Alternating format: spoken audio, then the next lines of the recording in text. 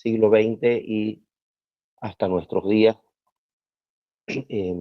También se tomará en el tema número 5, Historia de Santa Cruz. Se me escucha, ¿verdad? Para poder comenzar con nuestros trabajos y actividades. Sí, se escucha. Perfecto.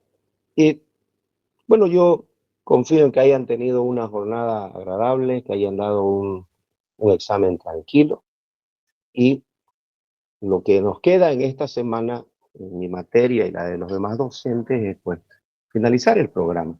Pero ustedes ya han tenido unas experiencias visitando el aula, han tenido una experiencia dando los exámenes o estas evaluaciones.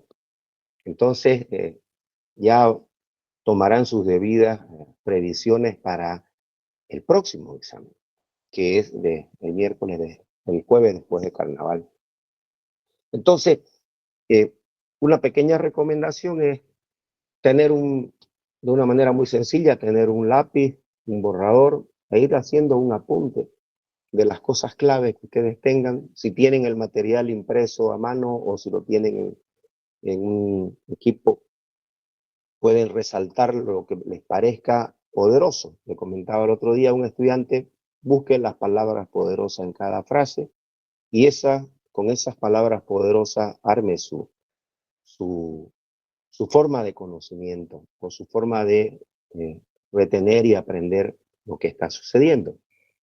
Yo les voy a mostrar unas diapositivas donde está como una ayuda a memoria, luego lo vamos desglosando, mostramos algunos mapas para reforzar lo que se ha dicho, es decir, cada tema o cada punto lo veremos como unas 3 veces, de manera que ustedes lo puedan tener más claro y que cuando revisen sus apuntes sea una manera más sencilla de traer la memoria y poder luego responder. Porque tenemos 4 materias diarias y tenemos cosas nuevas todos los días. Entonces, un poco complicado guardar tanta información o recuperar información que hemos tenido desde el colegio o donde hayamos estado anteriormente. Entonces, voy a compartir.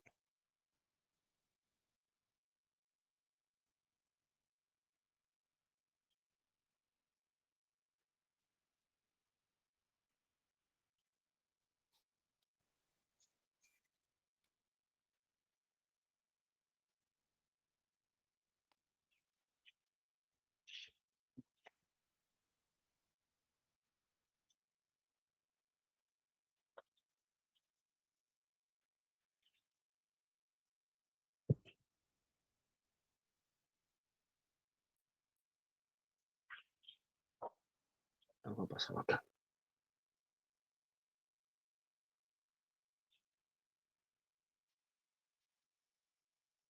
Oh.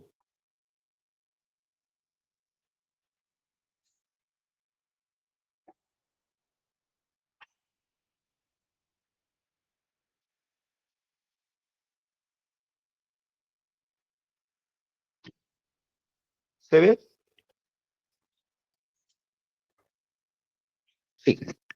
Entonces, el tema número 4 es la historia de Bolivia.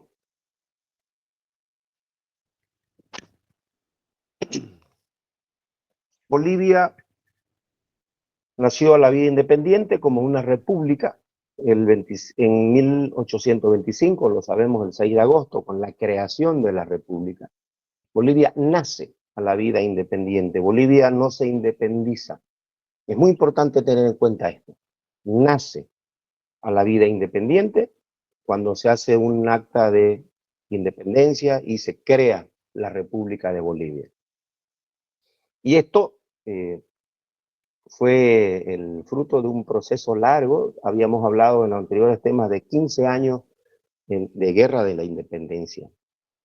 Y esta nueva república, esta nueva nación, nace en el territorio que se conocía, que era la Real Audiencia de Charcas. ¿Y qué era la Real Audiencia de Charcas? Habíamos hablado de los poderes que existían en la administración. Era una división administrativa de la corona española. Antes de la llegada de los europeos, en este territorio, en lo que es Bolivia, había muchas culturas, habían imperios también, como lo habíamos hablado anteriormente. Si nos acordamos de los imperios que existieron en el continente, pues también estuvieron asentados en Bolivia, en lo que hoy es Bolivia. Y acuérdense que la Audiencia Charca es una división administrativa de la corona española. Quien tenía el dominio sobre esta parte del continente era el rey de España y tenía una administración con los virreyes, con los intendentes, las intendencias, las gobernaciones, y la Real Audiencia de Charca cumplía una función de administrar de una manera legal. Las audiencias estaban los jueces, administraba el territorio, tenía un tipo de administración que no era directamente de explotación. Habíamos hablado que la corona española explotaba el oro y la plata que había en el continente. Cuando los españoles llegaron a esta zona, había muchas culturas. Había muchas culturas en los Andes y muchas culturas en el Oriente. Habíamos visto un mapa del continente. eh, Hemos visto que en el lado occidente, la cultura andina está en la cordillera de los Andes, se llaman culturas andinas, lo que están en la cordillera de los Andes, en estas tres corrientes de la cordillera de los Andes, hay unos llanos en el medio, hay unas mesetas, hay un altiplano, y el 70% del territorio que hoy ocupa Bolivia es la parte de selva o lo que se conoce como el oriente boliviano. Entonces, podemos separarlo en dos grandes bloques, en la cultura andina y la cultura del oriente. Las culturas andinas se sabe que el hombre llega aproximadamente hace 10.000 años a habitar en el lado occidental del país, en la parte andina de nuestro país. Y la vida como era en este lugar, pues tiene muchas dificultades vivir en un lugar frío, alto y donde hay que trabajar mucho la tierra para que les dé el sustento, el alimento a la población que está ahí. ¿En qué se basaba la economía, la alimentación de los pueblos originarios de los Andes? Pues se basaba en los tubérculos. Los tubérculos son los que están debajo de la tierra, especialmente la alimentación era en función de la papa. Se habla de cientos de variedades de papa y las formas de la papa, las diversas formas del consumo que tenemos en la papa. Otra.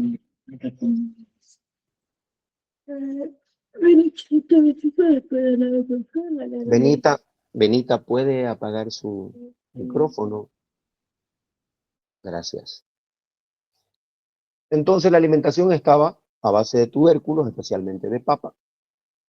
Y las llamas y las alpacas, habíamos hablado que habían sido domesticados como animales de carga, como un medio de transporte, y por supuesto que también le proveían la carne y la lana para hacer su vestimenta.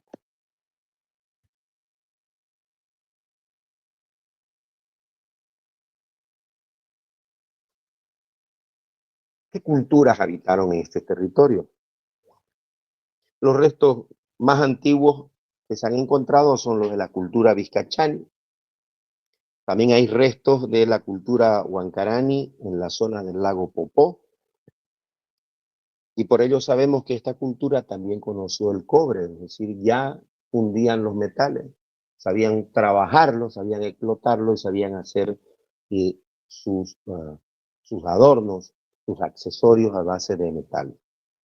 Y por supuesto que también estas se usaban como herramientas, tanto para defenderse como para cultivar la tierra. Hay otra cultura que es la cultura chiripa, que se desarrolló en el lago Titicaca y quedan restos arquitectónicos de sus templos y de sus casas. En los otros temas hemos visto la cuenca lacustre, la que está el lago Titicaca, el lago Popó, unido por el río Desaguadero, y por supuesto que también en esa zona está el salar de Colipasa y el salar de Uyuni. Esos eran los lugares donde habitaban estas primeras culturas. Y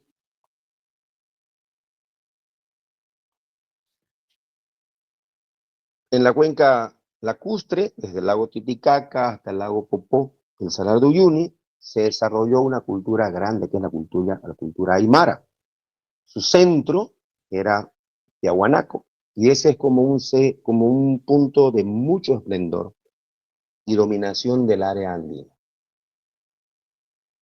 También están los señoríos Colla, tenían muchos reinos, y la lengua era el aymara. Y también están los incas, que los incas, como hablamos en las anteriores clases, someten a los pueblos aymara. Es decir, los incas eh, expanden su territorio y van conquistando y sometiendo a los pueblos. Estas son las culturas. Las culturas, las más antiguas, que se pueden ver en la zona andina, son la cultura vizcachana, la cultura huancarani, la cultura chiripa. Estas culturas se dan en el lago Popó, lago Titicaca. Hay templos, construyen templos y casas. Hay una cultura que es la cultura aymara, que está en los lagos Titicaca, Popó, Salar Uyuni. Los señoríos collas, que son reinos de lengua aymara. Y luego vienen los incas, que someten a los pueblos aymara. Ahora vamos a hablar de ellos.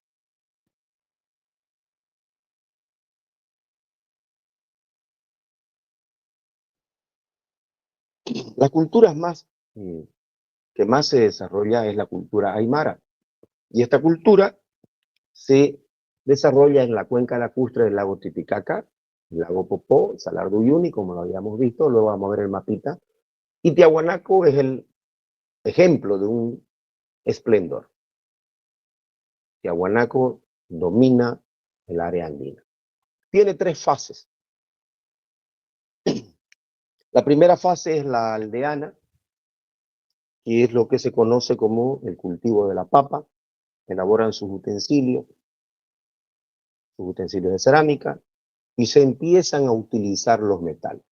La segunda fase que tiene la cultura tiahuanaco es la fase urbana. Construyen ciudades, tienen templos, y también aquí surgen los estratos sociales. ¿Se acuerdan que todas las civilizaciones tienen una estructura para administrarse, para gobernarse, tienen clases y estratos sociales? Pues aquí surge eso, en esta segunda fase de la cultura tiahuanaco. Y también están las primeras formas de gobierno. Un segundo.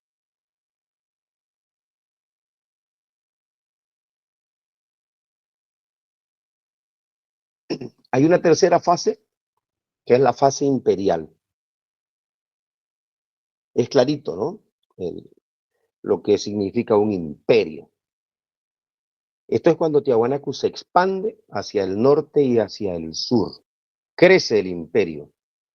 Y este periodo duró hasta el siglo XII después de Cristo. El siglo XII viene a ser el año 1100. Y no se sabe qué fue lo que pasó. Razones desconocidas. No saben los historiadores, los arqueólogos, los antropólogos. No saben qué pasó y por qué desapareció esta cultura. Entonces, la cultura tiahuanaco es la que representa el esplendor y la dominación del área andina. Hablamos de que hay muchas culturas, pero vamos a hablar de tres que son las que han dejado grandes vestigios. La cultura tiahuanaco es una de ellas,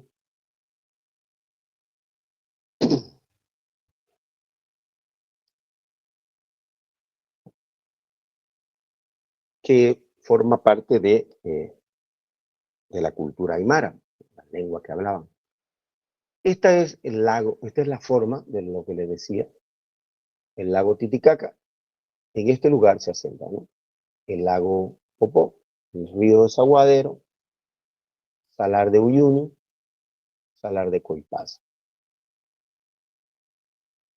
Lo hemos visto en las anteriores clases, vale como un reforzamiento y recordatorio. Esto de aquí es Tiahuanaco. Fíjense, habla del esplendor. Pirámides, pirámides, templos, templetes, la Puerta del Sol, monolitos. O sea, hacer este trabajo, el tallado en piedra, en el relieve, significa que hay una civilización, hay una cultura muy desarrollada, porque esto no es solo el trabajo de un artista, sino que habla de dimensiones, habla de materiales y herramientas que pueden trabajar y dominar la piedra.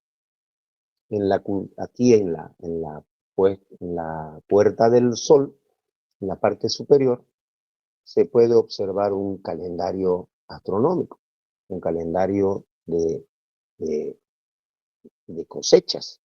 Ellos pueden hacer sus predicciones y todo eso está tallado sobre la piedra.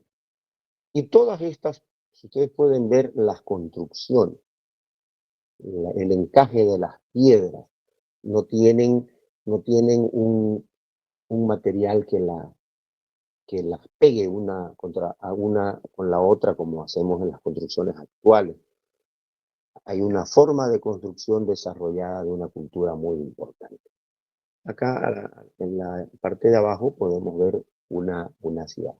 Entonces hay un esplendor muy grande en la cultura tihuanaca.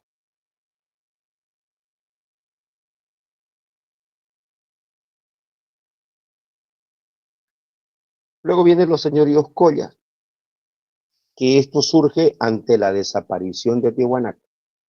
Surgieron varios reinos de habla aymara. A estos reinos de habla aymara se los llamó señoríos collas. Estaban compuestos por los siguientes pueblos: los collas, lupazas o masuyos, pacajes, carangas, charcas y chichas. Es decir, los señoríos collas, vamos a volver, son reinos de habla aymara que surgieron luego de la desaparición de Tiahuanaco. Había varios pueblos y su organización social se llamaba Aylus. Era una organización social y económica básica. ¿Qué son los Aylus? Una organización social económica básica que formaba parte de los señoríos collas. Tenían un gobernante, que es un curaca o gilacata, y también tenían un dios tutelar, es decir, tenían una divinidad.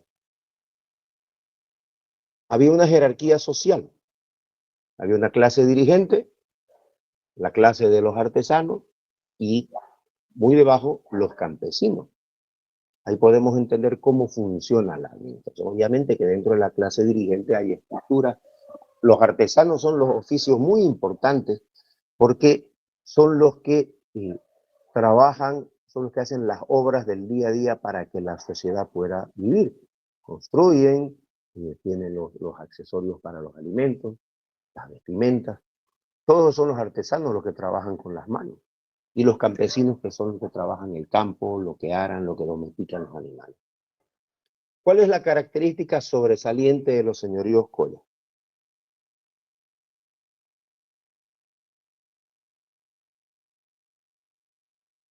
La construcción de pucaras, que son unas fortalezas de piedra sobre las colinas, y de las chulpas, que son tumbas de adobe y algunas de piedra. Podemos ver que las tumbas, depende la magnificencia de la tumba, nos puede decir el tipo de persona que está enterrada ahí. Puede ser una autoridad, puede ser un curaca, ¿no? Puede ser una persona importante, puede ser un campesino, y depende cómo es la forma cuando vamos al cementerio nosotros y vemos los nichos, miramos y podemos entender qué tipo de clase social, a qué tipo de clase social pertenece ese difunto, de acuerdo a cómo están sus nichos, su mausoleo, si está en el piso, si está con adorno. Es muy simple, es muy sencillo darse cuenta de eso, ¿no? Entonces los señoríos collas surgen después de la desaparición de Tiwanaku. Son pueblos de habla aymara. Están varios pueblos, 7 pueblos están aquí. Su organización social es el AINU, es una organización social y económica básica. Tienen un gobernante, gobernado por un curaca o por el Jilacaca, y tenían un dios tutelar. Sí, son una cultura que tiene una creencia religiosa fuerte. Tienen una jerarquía social con una clase dirigencial, artesanos y debajo los campesinos. Y la característica sobresaliente de esta cultura es la construcción de pucaras. ¿Qué son las pucaras? Pues unas fortalezas de piedra sobre las colinas. ¿Para qué hacen estas fortalezas? Pues para dominar el territorio, para mirar lejos, para saber quién viene, para ver dónde viene el enemigo y cuánto tiempo va a tardar en llegar. Y la otra característica sobresaliente es la construcción de las chulpas, que son tumbas de adobe y algunas de piedra. Acá, pucaras y chulpas.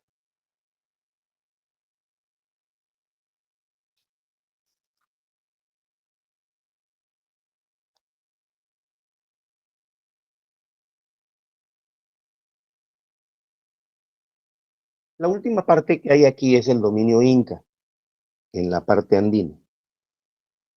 Los pueblos aymaras fueron sometidos por el imperio inca.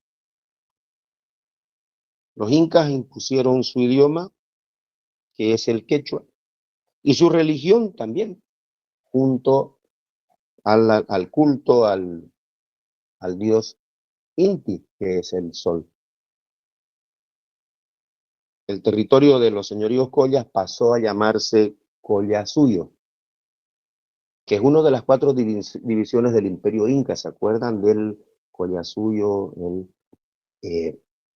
Ahora vamos a ver que están desde el norte, desde Quito, y es el territorio de Colombia, Ecuador, Perú, Bolivia, el norte de Argentina y Chile. Eso lo vimos en los temas pasados. Entonces, el imperio estaba dividido en 4 suyos. Uno de esos suyos, el Collasuyo, era el que pasó a llamarse lo que antes era el señorío de los collas. Los incas los dominan, imponen su idioma, que es el quechua, y también su religión.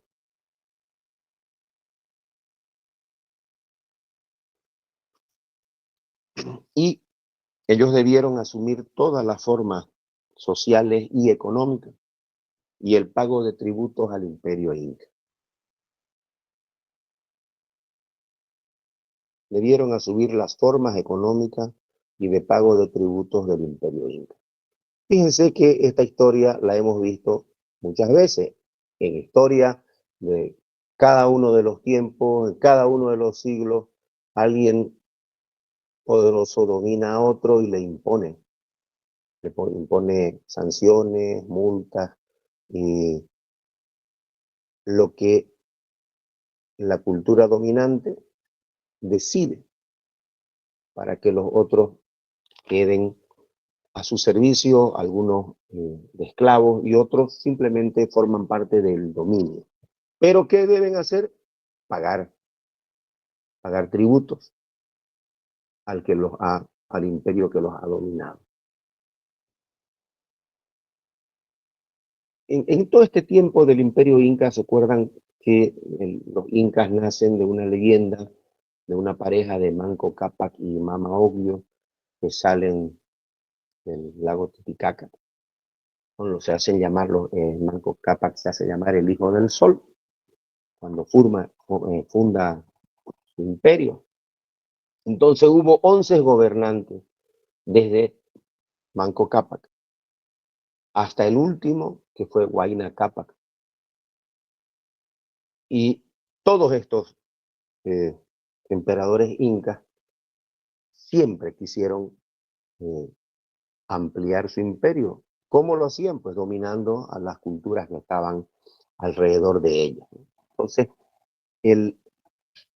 los incas fueron creciendo, avanzaron hacia el norte y llegaron hacia el norte del continente y llegaron hasta Chile y el norte de Argentina.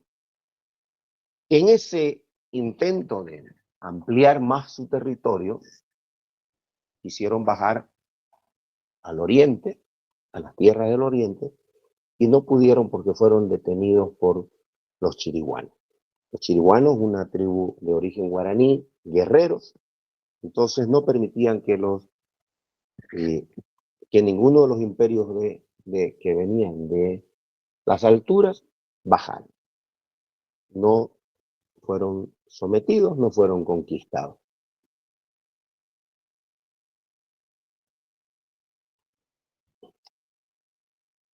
Es el imperio inca.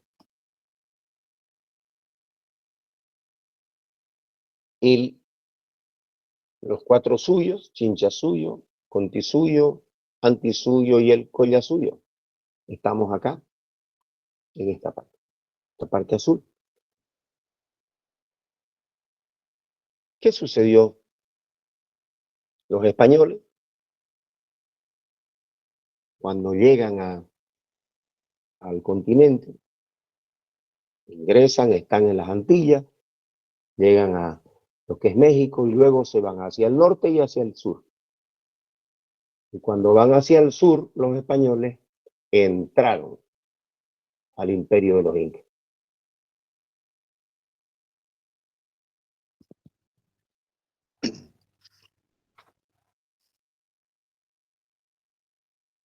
Y el inca Huayna Cápac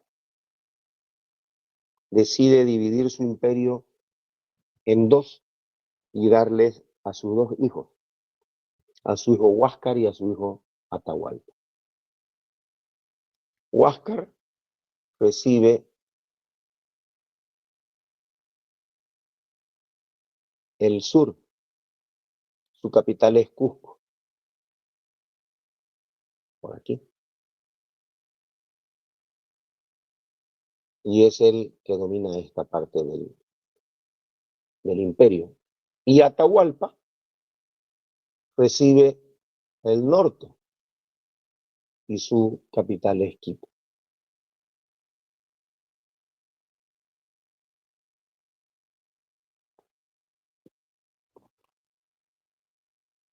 Aquí hay solamente como una información, nada más. Les hablaba antes que había 11 gobernantes incas, pues aquí están los 11, solamente para ver sus nombres, ¿no? El primero fue el fundador del imperio, en el siglo XIII, es Manco Cápac, y de ahí vienen una serie de incas. Y el último es Huayna Cápac, que es cuando se divide el imperio. Solo como información adicional nada más para que, como les dije que había 11, acá están los 11 emperadores. Y también hubo culturas en el oriente, ¿no? Como los pueblos originarios de la parte andina y los pueblos originarios del oriente. Lo que conocemos como oriente es lo que corresponde a las tierras bajas de Bolivia. Esta parte del territorio, el oriente, estaba habitado por muchísimas naciones, por infinidad de naciones nativas, y todas de diferentes culturas, con su propia lengua y su religión. La cosa es que ellos no tenían unidad política.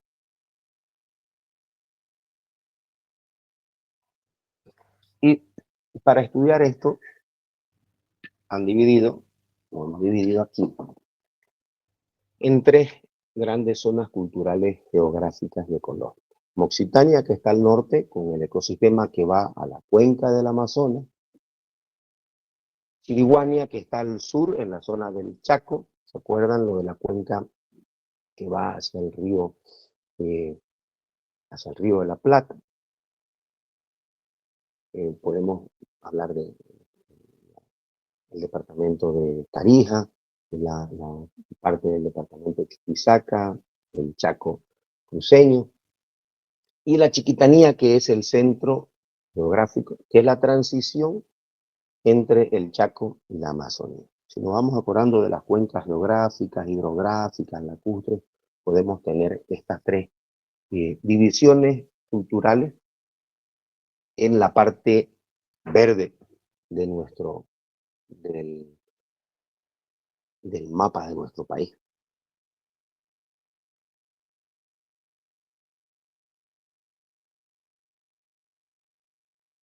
Aquí podemos ver las tres zonas geográficas, pero además vamos a ver, es decir, la parte andina, donde se desarrollan las culturas andinas.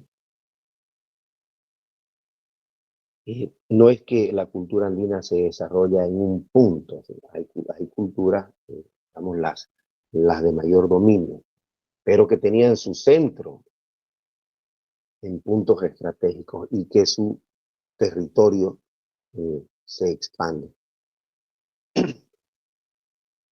Y acá tenemos la parte de la Moxitania, que está la parte hacia el Amazonas, la parte de la Chiquitania o Chiquitanía, que está en el centro, es una zona de transición, y la zona del Chaco.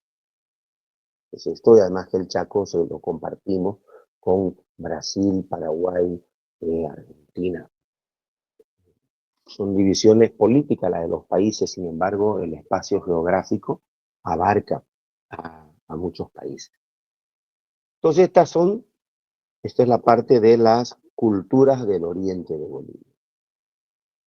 Infinidad de, de naciones con propias lenguas y con religión propia. Entonces, lo del norte, Moxitania, es la mayor parte de los pueblos. La mayor parte de estos pueblos tienen un origen arawak, que viene desde el Mar Caribe. Ellos eran grandes agricultores.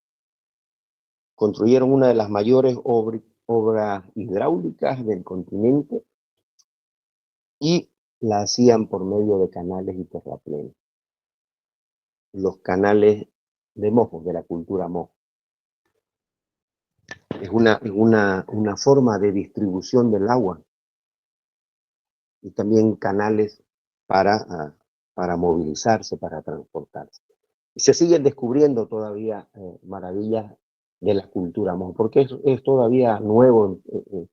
No se hablaba en los últimos años de la importancia que tenían las culturas del oriente de Bolivia. En la medida que llegaron los investigadores, empezaron a sorprenderse y a ser curiosos con lo que observaban, se dieron cuenta que las corrientes de agua y muchas lagunas no eran naturales y que la mano del hombre había tenido que intervenir en algún momento. Y fue así que descubrieron que había vasijas, artefactos, utensilios alrededor de los terraplenes, alrededor de estas lagunas, y que también las lagunas tenían una relación o una simetría entre ellas, cosa que no es natural. Entonces, eh, tenían un dominio avanzado del agua, el uso del agua para su subsistencia. ¿Cómo vivían? ¿De qué vivían? Pues cultivaban la yuca, se alimentaban de la caza, de la pesca y recolectaban los frutos.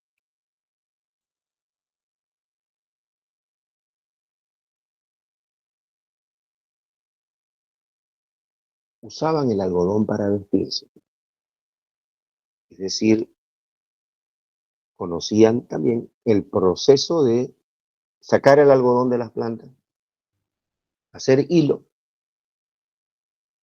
y luego hacer tejidos para vestirse. Sus casas eran de madera, construyeron sus casas de madera, otras de barro, y el techo palmas de diversas palmas que hay en la región, por distintos nombres de palmeras, ¿no? Simplemente decimos palma para generalizar una forma de un árbol. Lo habíamos visto en el anterior tema de que los imperios de los incas, el imperio que se dio en el occidente, el imperio de los mayas, de los aztecas, tenían civilizaciones, tuvieron construcciones, edificios de gran magnitud, distintas a la de las culturas, de todas las culturas de la zona de la selva, de las zonas bajas del mismo continente. Todas estas se caracterizan por la caza, por la pesca, la recolección, cultivar algunos de los tubérculos que están por ahí y construir sus casas con madera, con barro y poner el techo con palmas o con alguna paja que se daba por la región. Los principales pueblos de los mojos, de la cultura de la Moxitania, se dice Moxitania porque los mojos son la tribu numerosa. Están los mojos, los baures, aquí se bares, baures, cayubabas, tonamas, movimas, canichanas. Podemos ver que hay todos estos nombres en los últimos años han empezado a aparecer en distintas calles, en distintos restaurantes, culturas, comidas, que la gente que viene de su pueblo a establecerse en las ciudades nos transporta hasta su región con los alimentos que nos traen, ¿no? Hay cerca de mi casa un restaurante que se llama El Movima, que se llena de gente impresionante para ir a comer carne. Y hay otros restaurantes donde se puede ir a comer pescados con diversas formas, diversas preparaciones, con hojas, con hierbas, con frutos. Es impresionante, cosas que uno no tenía la posibilidad de conocerlas, de mirarlas o de ir, no tiene la posibilidad de ir hasta allá, pues la cultura ahora globalizada viaja por todo el mundo y podemos acceder a sus costumbres, a sus costumbres, sus tradiciones, eh, su religión, su cultura. Estos son uno de las grandes regiones, Moxitania, al norte, y va hacia la cuenca del Amazonas. Luego la Chiquitania, que está, o Chiquitanía, no vamos a pelear ni a discutir y nadie nos va a preguntar eso, por dónde se le pone el acento, cómo se pronuncia. Ese es otro cuento, o sea, esa es otra historia, esa es otra forma, que no es el punto ahora. Y la Chiquitania está en la parte central, en lo que es la transición entre el Chaco y el Amazonas, de la Moxitania. Corresponde a lo que se conoce como el escudo chiquitano y a los llanos. La mayor parte de los pueblos tienen un origen chiquitano y chapacura. Muchas culturas y naciones en esta región. Muchas.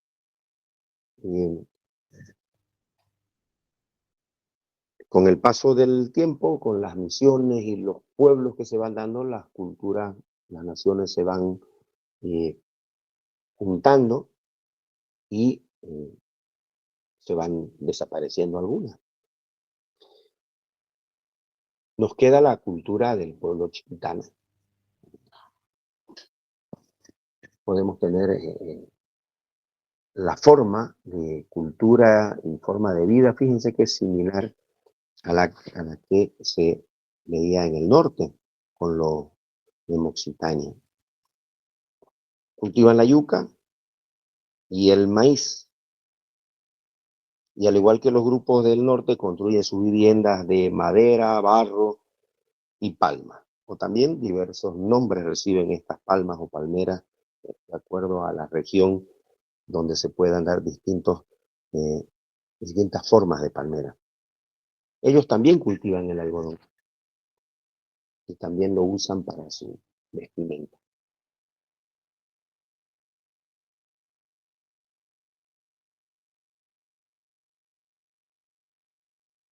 Y eh, la otra división que se ha dado para estudiar es la chiriguana. Esto está al sur, lo que es la zona del Chaco, y compartimos los departamentos de Santa Cruz, Chuquisaca, Tarija. Eso en Bolivia, también Brasil, también Paraguay, también Argentina. Los de Chiriguanía tienen de origen guaraní y ellos son un pueblo guerrero.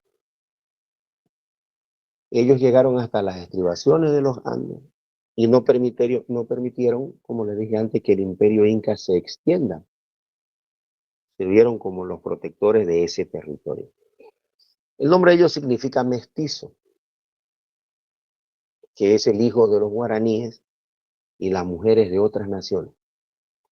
Esto demuestra pues, que son un pueblo que también se extiende, que conquista, y es un pueblo, por supuesto, guerrero. Todos los pueblos que conquistan, que se expanden conquistando, son pueblos que tienen una estructura militar propia, pero que tienen un entrenamiento para eso.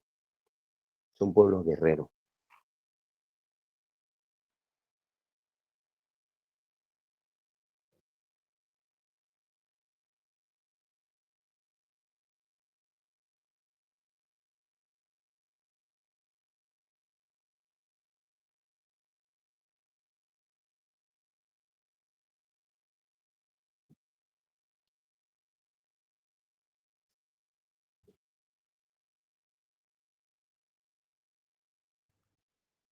¿Hay alguna consulta? Hasta aquí, porque luego vamos a cambiar a, a la audiencia de Charcas y ya a la creación de la República de Bolivia. ¿Hay alguna consulta? Licenciada, buenas noches. Buenas noches, Fabiola. Eh, Ojalá sea mi internet, no lo logro escuchar bien, pero ojalá la grabación del YouTube pueda verlo mejor. Ya, pero mi consulta, licenciada, lo primero que usted mencionó, que dice que Bolivia nace, no se hace. ¿A qué se refiere, dicen eso? O sea, se nace independiente, no se hace, dijo, ¿no ve? Bolivia nace a la vida independiente. Nace. Bolivia no se independiza. El 6 de agosto de 1825 no es la independencia de Bolivia, porque no existía Bolivia como existía Colombia o como existía Venezuela o como existía el Ecuador o el Perú, ¿no? No existía Bolivia, era el territorio de la Real Audiencia de Charcas. Y lo que hacen es, eh, después de la batalla de Ayacucho, cuando el ejército, que se llama el Ejército Libertador, y el mariscal de Ayacucho llegan a, a la ciudad de La Plata, lo que hoy es Sucre, eh, la gente no quiere formar parte de, de la República del Perú ni de la República de Argentina. Ese territorio que estaba ahí, que era la Real Audiencia de Charcas, antes pertenecía al Perú, ahora pertenece al Virreinato del Río de la Plata. Entonces, los que están ahí dicen, nosotros no, ni con Lima ni con Buenos Aires, queremos ser un país distinto. Entonces, se hace una asamblea deliberante convocada por el mariscal Sucre para deliberar y para ver qué va a pasar con ese territorio. Y luego se hace una asamblea constituyente para constituir un país, para crear un país. Entonces Bolivia nace a la vida independiente. podemos decir que el Perú se independiza, ¿sí? Se crea la República de Bolivia. Los que firman el acta de la independencia, nos independizamos, el territorio se independiza del Reino de España, pero nace la República independiente. Antes no era sometida a nadie, no formaba parte de ningún gobierno, de ningún reino. Simplemente nacemos, decimos nos vamos a llamar República de Bolívar y está compuesta por este territorio. Entonces, el 6 de agosto es el aniversario del nacimiento de la República de Bolivia, 6 de agosto. Hay una asamblea constituyente, se convocan a diputados para que vayan a deliberar y luego se redacta un acta de la independencia que viene a ser la creación de Bolivia.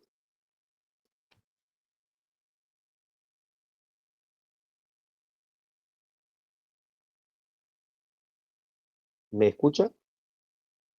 Sí, licenciado, muchas gracias. ¿Alguna otra consulta?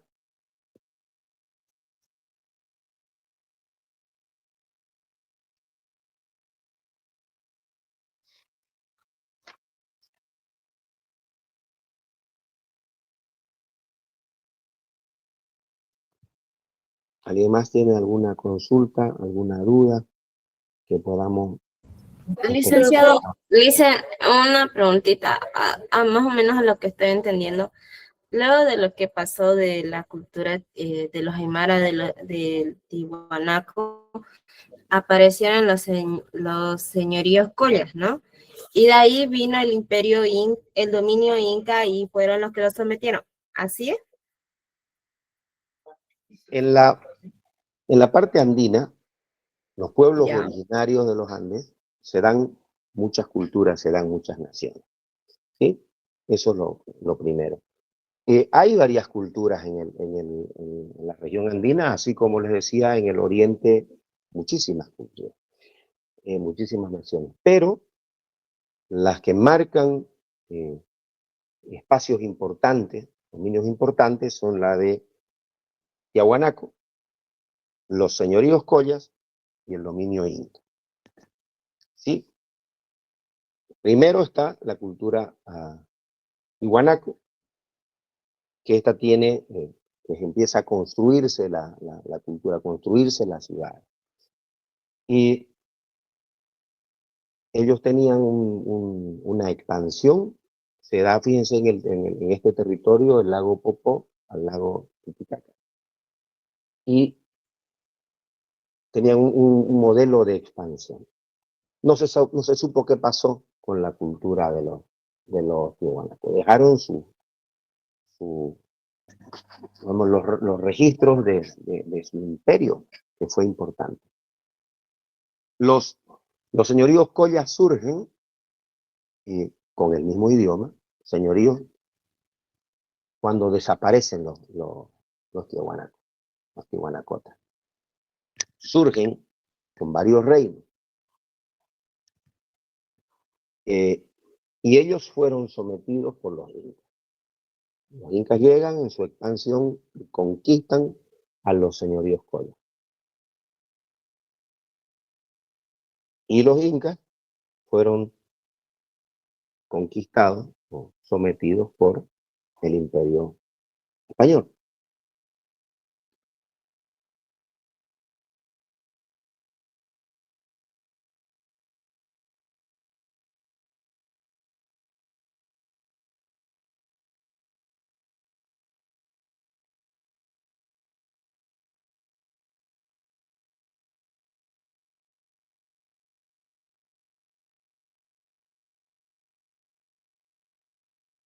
¿Se ve?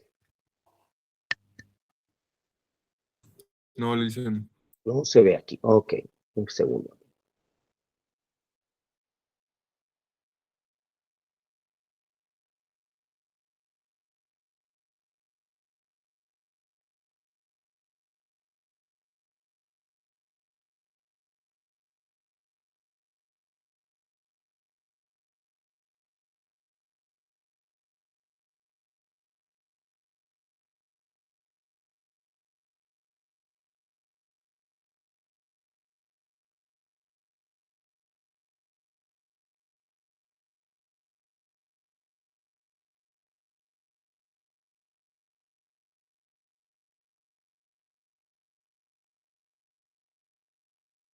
Algo pasa que otra vez se puso como al principio. A ver.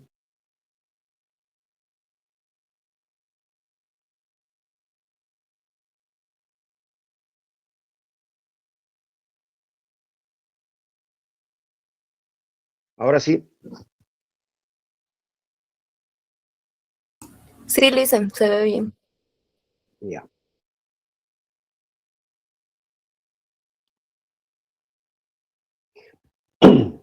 Entonces llegamos a la audiencia de Charca. Hemos finalizado la parte con las culturas de los pueblos originarios que estaban en la parte andina.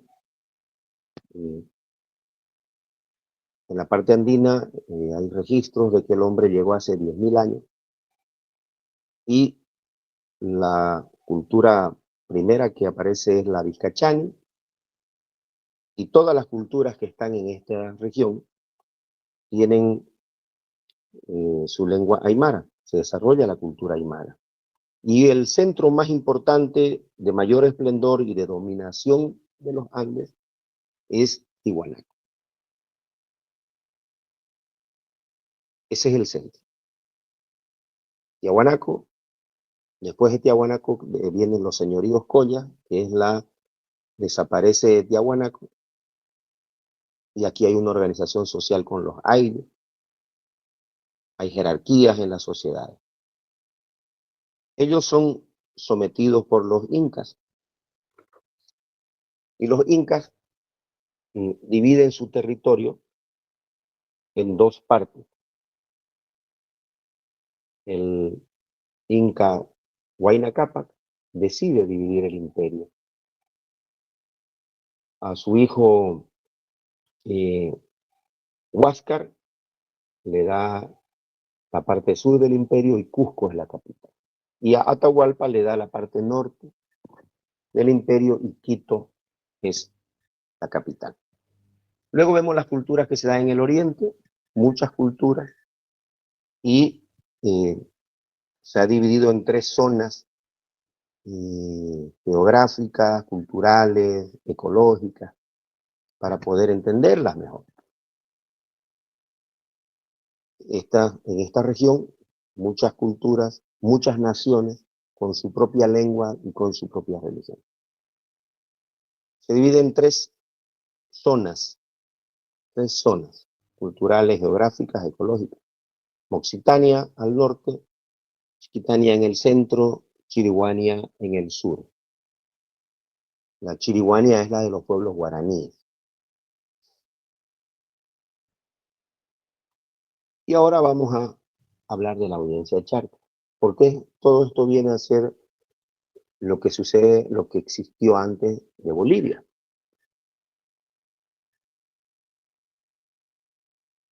Y aquí complementamos a lo que habíamos, a la consulta de la señorita de hace un momento.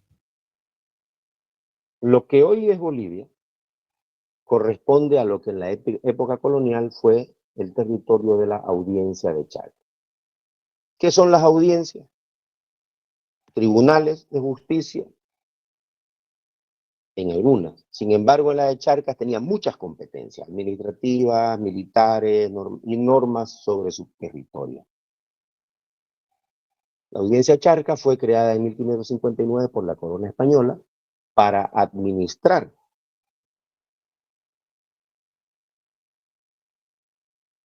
de una mejor manera los centros de producción de plata que se habían descubierto. Y esta audiencia dependía del virreinato del Perú. ¿Se acuerdan que el territorio lo dividen en virreinatos, en capitanías, gobernaciones? Y las audiencias eran la forma de administrar justicia.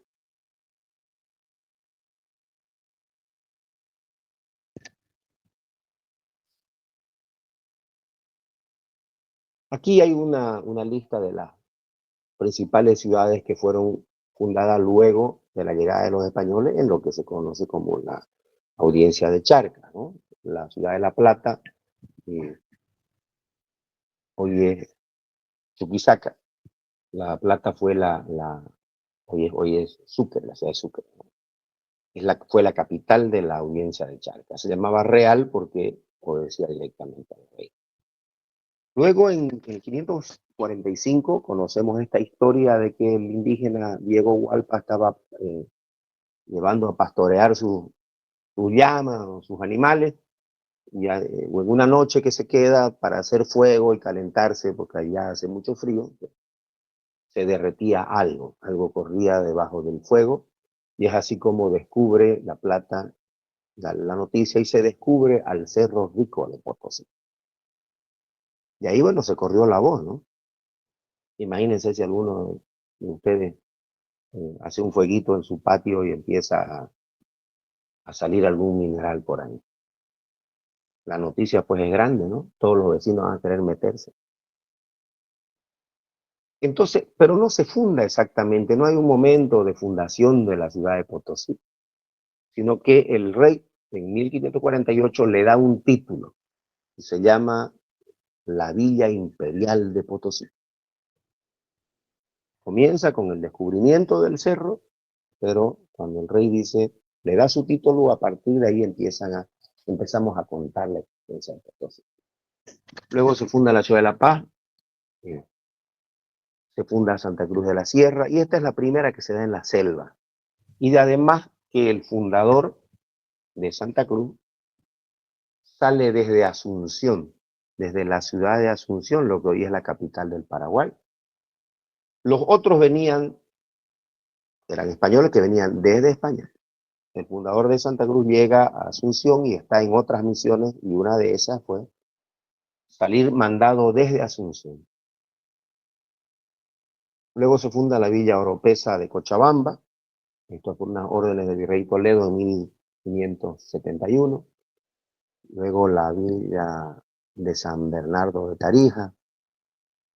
Todas tienen un santito, tienen un apellido, que son el mecenas o el protector. No es así nomás, las ciudades no se fundaban con el nombre de un santo porque había un santo protector, sino que era el nombre del rey, el nombre de alguna persona realmente importante para la región o para ese espacio. Oruro, en 1606, con el nombre de la Villa de San Felipe de Austria. Y otra fundación diferente es la de la misión jesuítica de Trinidad. Hoy Trinidad es la capital del departamento del Beni, pero es una misión, sale como una misión jesuítica. El padre Cipriano Barassi. El nombre es Santísima Trinidad. Trinidad, para pronunciar bien la ley. Esto solo para mostrar lo que las ciudades que empezaron a fundarse en todo ese territorio como centros de administración, como centros mineros, como centros de descanso para que pueda salir la plata y los minerales desde un continente hacia el otro. ¿Cuál era la economía de la Real Audiencia de Charca?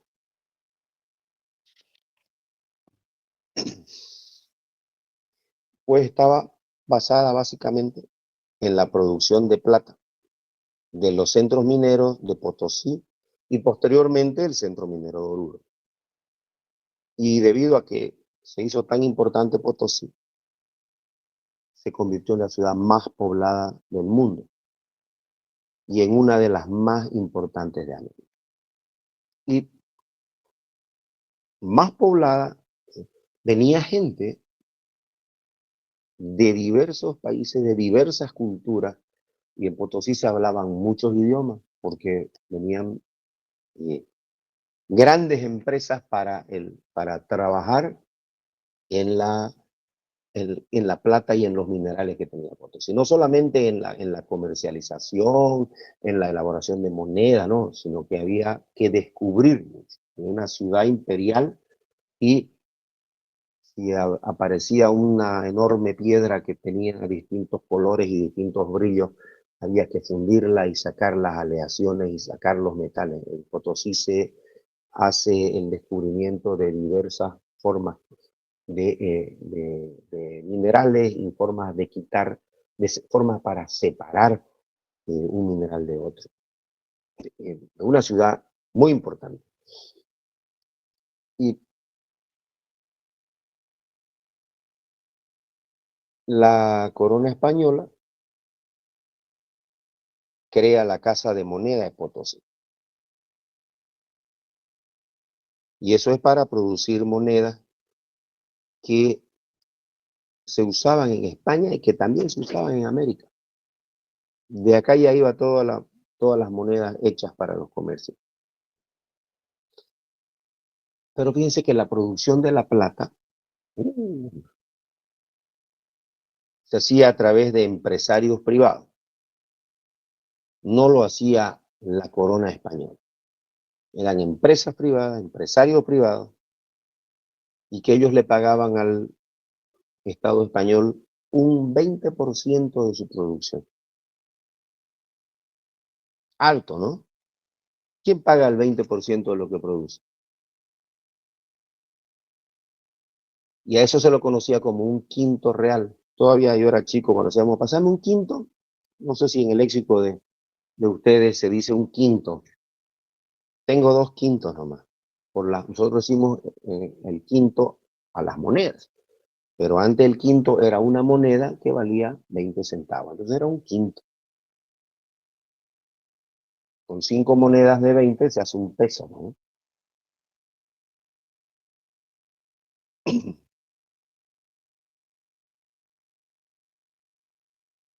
Esto fue parte de como un adelanto, ¿no? Eso del tributo del 20%, luego se aumentaron los tributos, luego los minerales, el cerro dejó de producir tanto y se hizo más pesado a la empresa privada que estaba administrando.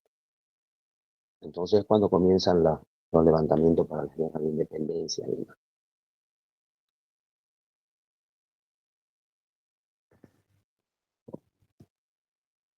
¿Se acuerdan de que en la Revolución Industrial hablamos de que hay una revolución en la producción de alimentos? Hay nueva tecnología, las poblaciones aumentan de una manera impresionante. Había que darle de comer, ¿no? Entonces lo mismo pasó acá.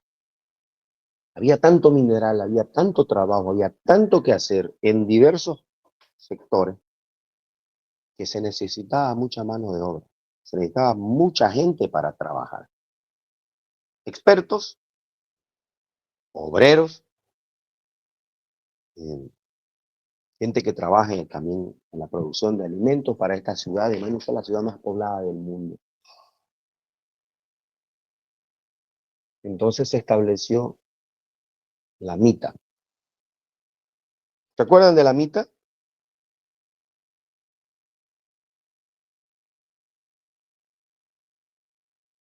¿Se acuerdan de la mita? ¿Alguien se acuerda de la Sí, mita? era que un año tenían que trabajar gratis o algo por ahí.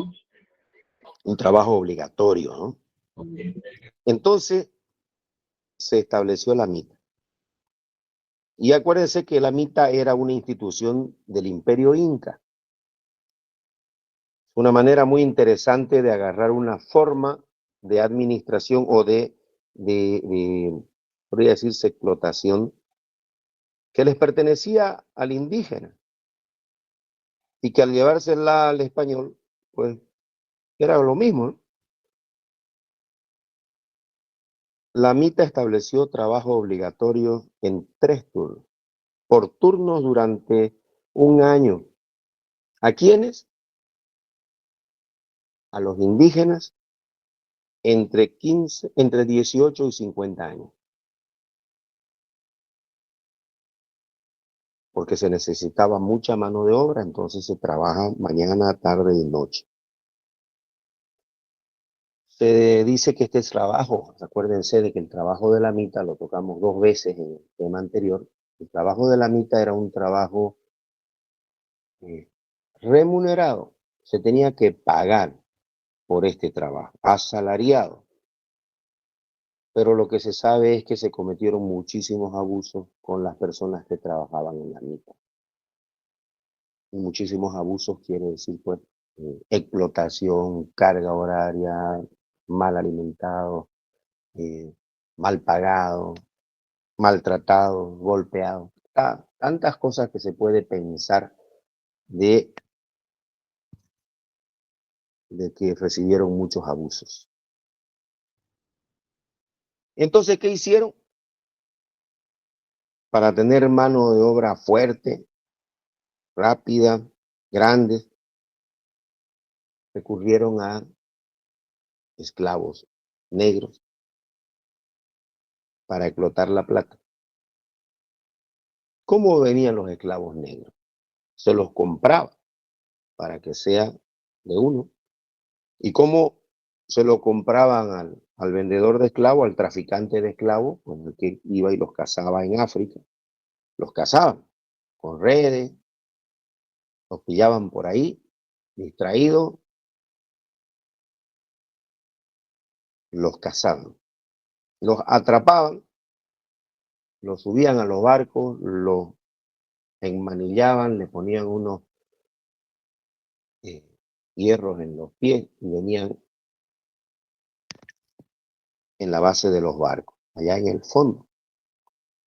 Bueno, vinieron esclavos negros para la explotación de la plata. Pero los negros venían pues de África, de un lugar donde hacía muchísimo calor. Hacía mucho frío y el frío era inclemente con estos señores. Enfermaban, morían, no funcionaban como pensaron que iban a funcionar los negros en la explotación de la plata. Entonces la población negra fue llevada a la zona de los yungas. Y ahí sí pudieron sobrevivir. Y tienen otro tipo de producción y también a partir de ahí también se siguió enviando la producción que se daban en todas estas regiones. Porque no es que lo llevaron a los yungas para que se vayan a ir tranquilos. Fueron con el mismo esquema, ¿no? El mismo esquema de explotación, de hacer producir la tierra, enviar alimentos a Europa. ¿Se acuerdan que en el tema anterior hablamos de que se le daba de comer a Europa lo que trajeron de Europa? Aquí dio buenos resultados y ya lo mandaban como alimento. También aquí había alimentos originarios que se los producía y se los mandaba. ¿Y quiénes los producían? Pues estas personas que se encontraban la tierra, en los lugares donde se daban mejor estos alimentos.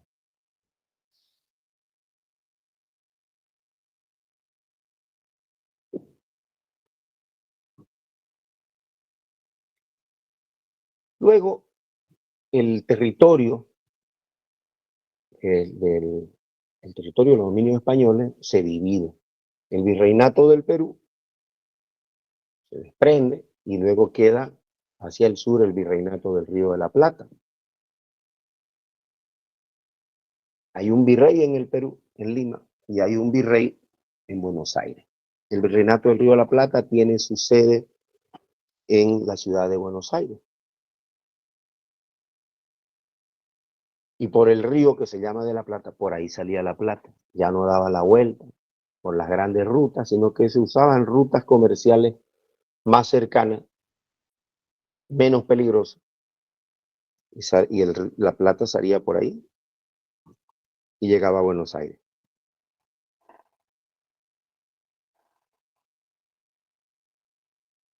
La audiencia dejó de pertenecer al virreinato del Perú.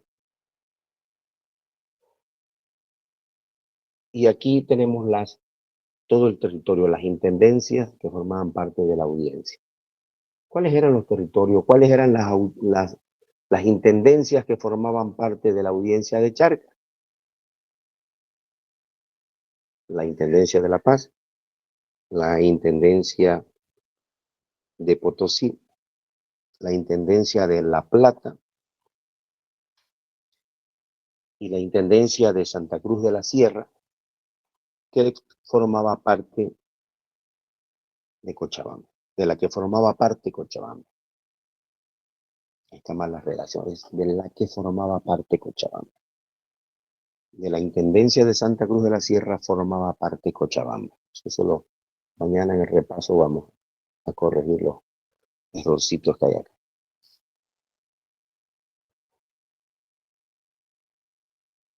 Y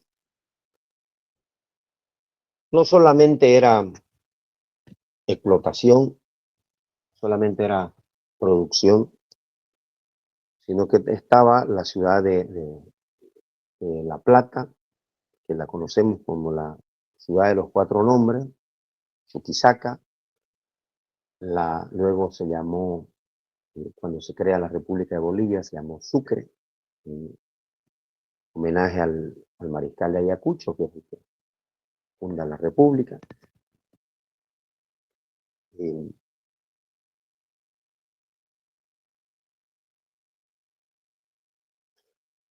Charcas, por el nombre de la audiencia de Charcas. Cuatro nombres en la ciudad. Y también se le decía a Sucre la ciudad blanca, seguramente en el colegio vieron esto, porque la ciudad estaba pintada de blanca y el centro histórico de Sucre sigue siendo blanco. Entonces, no solamente aquí era explotación, minerales, sino que era un centro importantísimo. En la ciudad de La Plata, desde 1624, el año pasado tuvieron el aniversario, la Universidad de San Francisco Javier fue el centro de formación académico más importante del sur de América, el sur del continente. ¿Se acuerdan que se habían creado las universidades? El primero en Santo Domingo, hay una universidad en Bogotá, en Quito, en Lima, la Universidad de San Francisco Javier de Chuquisaca, que está en La Plata, la Universidad de Córdoba. Dentro de estas grandes universidades, pues está la de San Francisco Javier. Se llama Real Mayor y Pontificia, porque interviene el rey y también interviene la Iglesia Católica. La Iglesia está creada por la Compañía de Jesús, la universidad por la Compañía de Jesús, en esta Casa de la Libertad, donde se firma el Acta de la Independencia, que era el aula magna de la universidad. Ahí se defendían las tesis, los universitarios defendían sus tesis. Ahí venían a estudiar de todo el continente, derecho, medicina, ingeniería.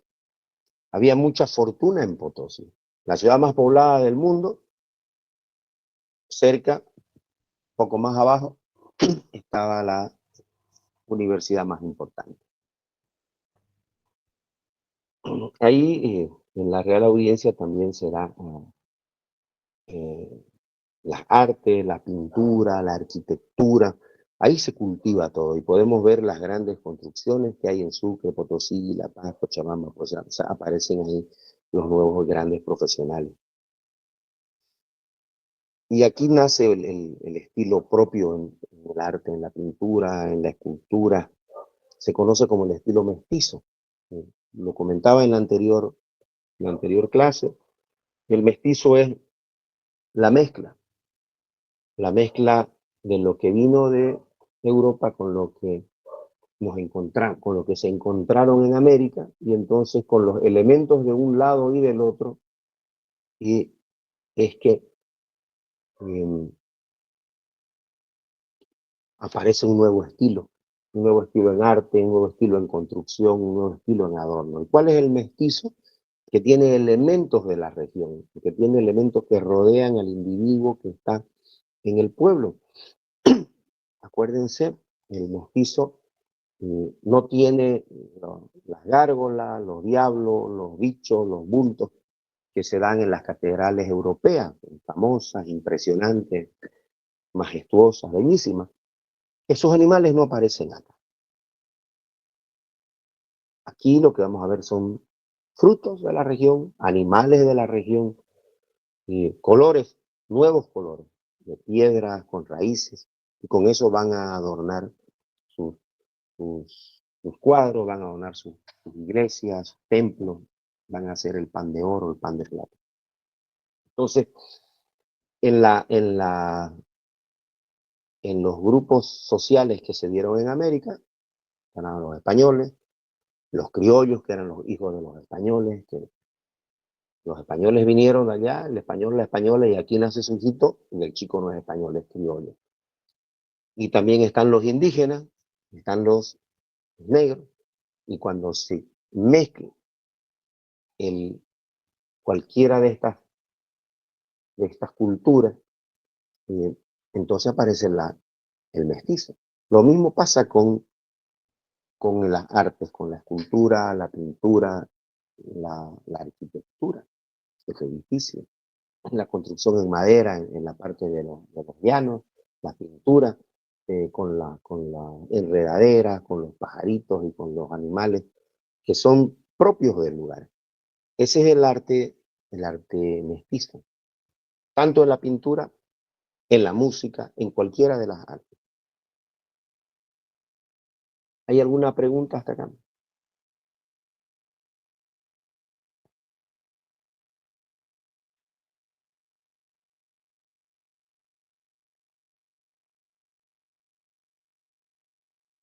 No, licenciado. Bueno, les cuento que aquí finaliza lo que la universidad tiene programado para la clase de hoy. La clase de mañana nos vienen dos temas interesantes.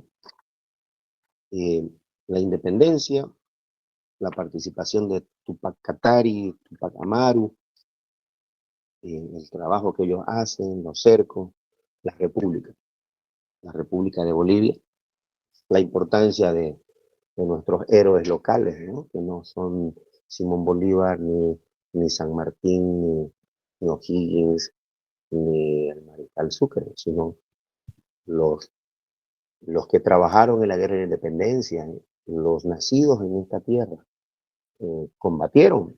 No se los ve en las grandes batallas de por allá, pero aquí hubo grandes batallas que no aparecen en esa guerra de la independencia incorporada a los que incorporan los historiadores en América. Y hemos sido nosotros, es decir, los bolivianos, los que en estos años hemos estado difundiendo a nuestros propios héroes, porque sí combatieron contra los ejércitos españoles, sí murieron muchos de los hoy bolivianos, murieron muchos cruceños, cochabambinos, potosinos, peñanos, todos enviaron gente a la guerra de la independencia, a los ejércitos que combatieron en este territorio, como también que fueron a combatir inclusive con Bolívar y Sucre en batallas en el Perú y en Ecuador. Entonces, de ellos vamos a hablar mañana y el resto de la semana. Y es para que no sea pesado, porque quedan todavía varios días para un tema y varios días para el tema de Santa Cruz y sus pueblos. ¿Hay alguna consulta sobre este tema, sobre el tema de hoy? Historia de Bolivia, tema 4. ¿Qué tenemos acá?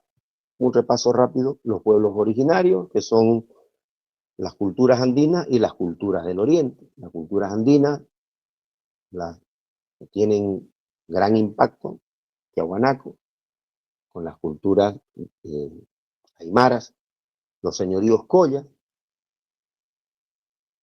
que también son culturas aymaras, tienen una estructura.